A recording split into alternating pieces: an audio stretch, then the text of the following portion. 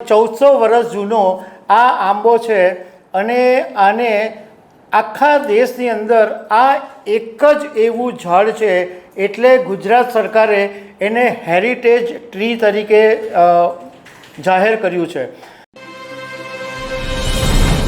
નમસ્કાર। ગરમીની સિઝન શરૂ થઈ ગઈ છે એટલે હવે કેરીની વાતો પણ થાય તો આજે હું તમારી સાથે ગુજરાતના એક એવા આંબા વિશે વાત કરીશ જેને ચાલતો આંબો તરીકે ઓળખવામાં આવે છે। 1400 વર્ષ જૂનો આ આંબો છે અને આને આખા દેશની અંદર આ એક જ એવું ઝાડ છે એટલે ગુજરાત સરકારે એને હેરિટેજ ટ્રી તરીકે જાહેર કર્યું છે। તો આના વિશે તમારી સાથે વાત કરીશ। મારું નામ રાજેશ શાહ છે અને તમે જોઈ રહ્યા છો ગુજરાતના સૌથી મોટા ડિજિટલ પ્લેટફોર્મ ખબરછે.com। કેરીની વાત આવે એટલે દક્ષિણ ગુજરાત યાદ આવે અને દક્ષિણ ગુજરાત યાદ આવે એટલે વલસાડની હાફૂસ કેરી પણ યાદ આવે।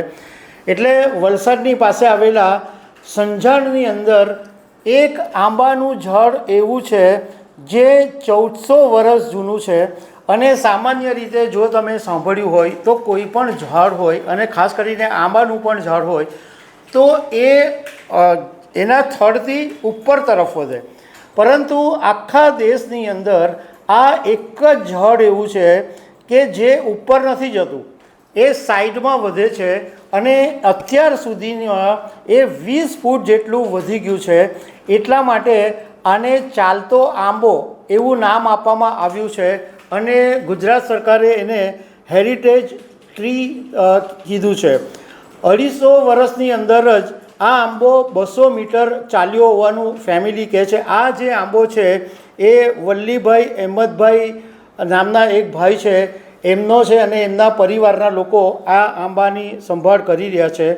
અને આ જે આંબો છે એમાં લાલ કલરની કેરી પાકે છે અને પણ એની વિશેષતા એ છે કે 3 જ દિવસની અંદર આ કેરી બગડી જાય છે, એટલે 3 દિવસની અંદર ખાઈ લેવી પડે।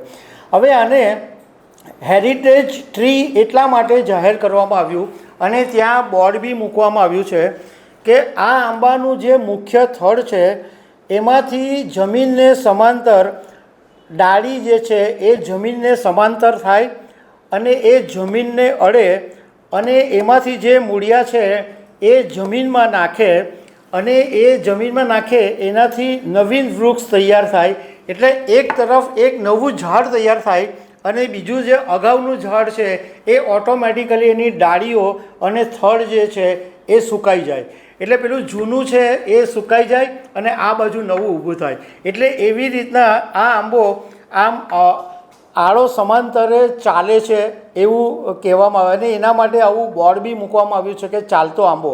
અને એટલા માટે કે આવી જે ખાસિયત છે એ માત્ર આખા દેશની અંદર આ સંજાણમાં આવેલા આંબાની અંદર જ છે અને 2011ની અંદર આને હેરિટેજ વીક તરીકે જાહેર કરવામાં આવેલું છે। તો દર્શક મિત્રો, આવી અનેક વાતો સાથે અમે તમને મળતા રહીશું। Thank you very much.